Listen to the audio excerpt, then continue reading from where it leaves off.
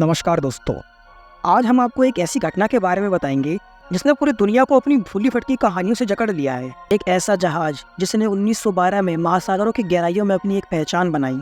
हाँ, हम बात कर रहे हैं टाइटैनिक की, जो केवल एक जहाज ही नहीं थी बल्कि एक इतिहास की पुरानी यात्रा भी थी।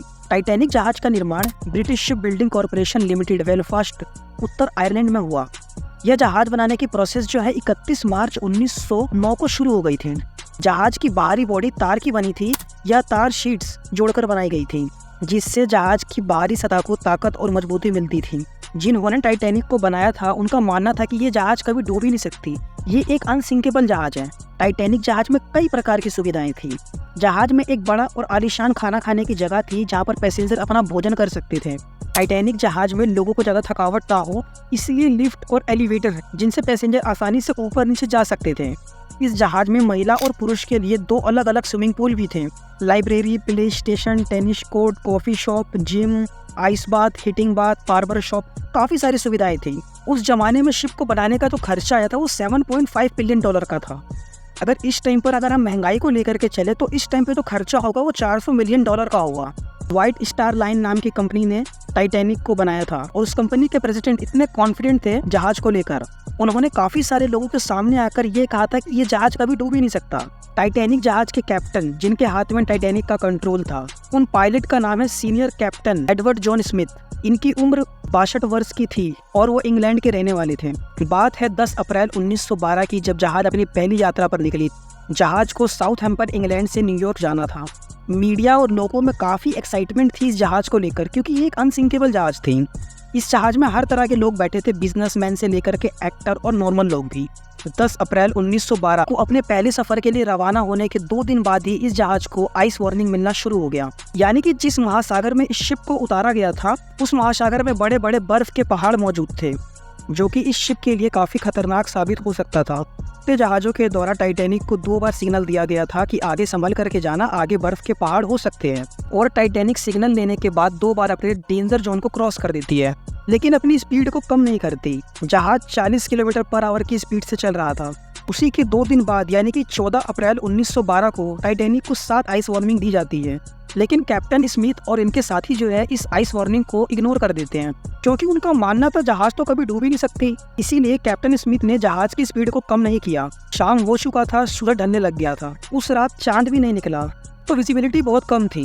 तो जहाज के टॉप पर एक जगह बनाई जाती है और उसके ऊपर एक व्यक्ति को बैठाया जाता है ताकि वो आगे देख सके कोई ट्रैफिक तो नहीं आ रहा, शिप की सेफ्टी के लिए। रात का समय था, तापमान काफ़ी माइनस में जा चुका था, तो जहाज के टॉप पर जो बैठा था उसे काफ़ी ठंड भी लग रही थी।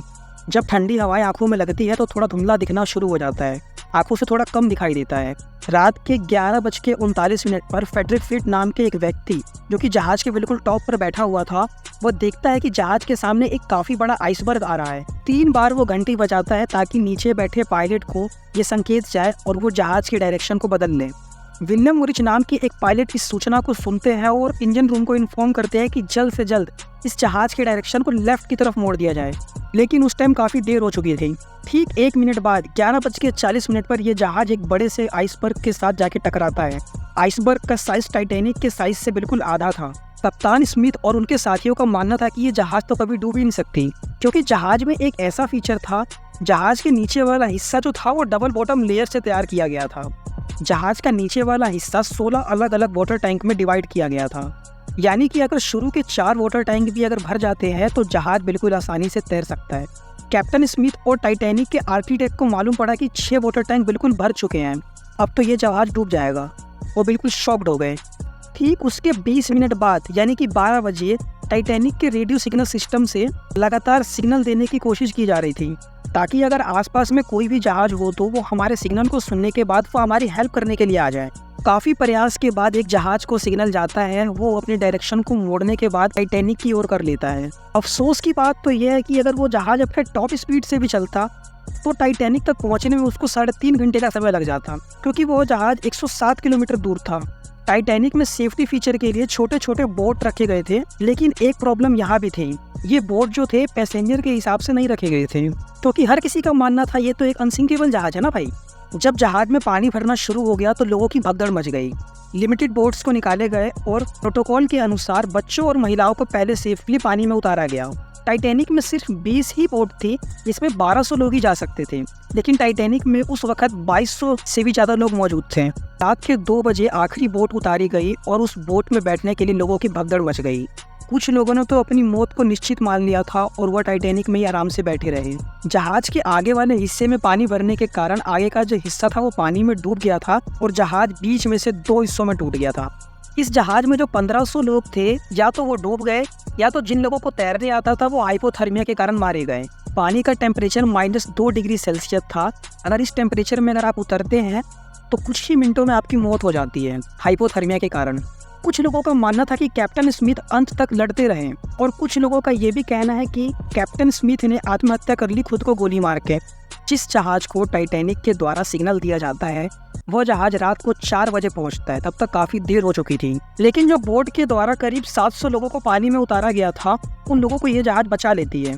टाइटैनिक के रेडियो सिग्नल सिस्टम के द्वारा कई सारे जहाज़ों को सिग्नल दिया जाता है। जब वो जहाज सुबह अपना रेडियो ऑन करती है तो सिग्नल को देखने के बाद वह टाइटैनिक तक पहुँच जाती है। वह टाइटैनिक तक पहुँचते हैं तो देखते हैं कि काफ़ी सारे डेड बॉडी पानी में तैर रही होती है। कहा जाता है कि टाइटैनिक का सिग्नल एक कैलिफोर्निया जहाज को भी गया था, लेकिन उस जहाज ने अपने डायरेक्शन को नहीं बदला। यदि वो जहाज टाइटैनिक की हेल्प करने के लिए जाता तो काफ़ी सारे लोगों की जान बच सकती थी। टाइटैनिक को इतने सारे आइस वार्निंग दी गई, लेकिन फिर भी उन्होंने अपनी स्पीड को कम नहीं किया। कहा जाता है कि जेसोफ ब्रूस जो व्हाइट स्टार लाइन के मैनेजिंग डायरेक्टर थे, उन्होंने कैप्टन स्मिथ को फोर्स किया था कि चाहे कुछ भी हो जाए जहाज की स्पीड कम नहीं होनी चाहिए, क्योंकि ये जहाज का सफ़र सिर्फ 6 दिनों में ही कंप्लीट करना चाहते थे ताकि एक वर्ल्ड रिकॉर्ड बन सके। तो ये थी पूरी कहानी टाइटैनिक जहाज की। टाइटैनिक जहाज की स्टोरी आज हमारे लाइफ में काफ़ी इंपॉर्टेंट मैसेज का काम करती है, जैसे सेफ्टी के इम्पोर्टेंट, इमेज ऑफ ह्यूमैनिटी और टेक्नोलॉजी इन्फॉर्मेशन का सही तरीके से इस्तेमाल करना। तो बस आज के लिए इस वीडियो में इतना ही। अगर आपको अच्छा लगा तो वीडियो को लाइक ज़रूर करना, चैनल को सब्सक्राइब करना और मुझे इंस्टाग्राम पर फॉलो ज़रूर करना।